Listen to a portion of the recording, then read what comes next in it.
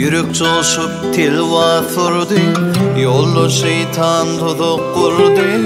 Dostum iki yüzlü bolli, dostlarım için ağlayan. Kıyıp gelinler gülüp bak yar, benim içim bağrım yakyar. Dost yerine şeytan çık yar, dostlarım için ağlayan.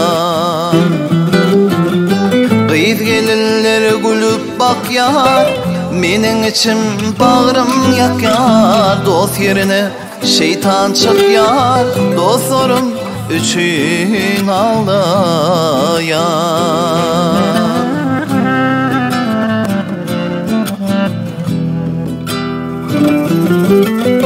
İdik bile halal çürük, bana dine dostum gerek. Dostu küyse buruyar yürük, dostlarım için ağlayan. İdik bile halal çürük, bana dine dostum gerek. Dostu küyse buruyar yürük, dostlarım için ağlayan. Ön köptük bir kalım yeke, ya dostum gitti mi gepe. Köplükten saylanıp çete, öz dostum için ağlayan.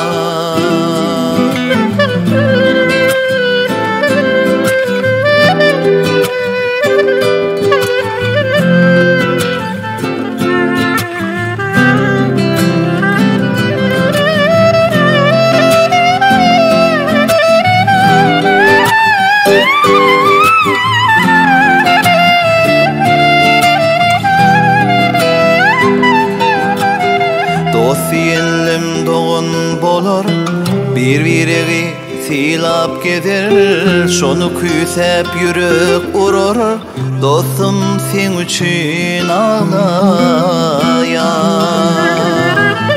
Dostum seni küyser yürek, bana dine çın dost gerek. Haktan kalını biderek, dostum sen üçün ağlayan.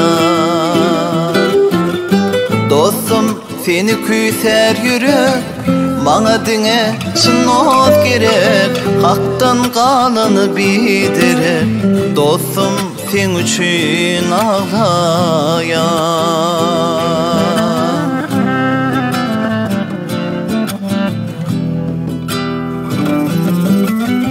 Her bir günümüz sizi yadlap, her bir yolunu edim etlep.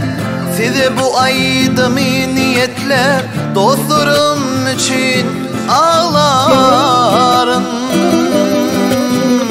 Bunu yolluş bolsun iman, başım olsun size kurban. Siz bolyanız derde derman, dostlarım siz için ağlarım. Bunu yolluş bolsun iman, başım olsun size kurban. Siz bolyanız derde derman, dostlarım siz için ağlarım. Siz için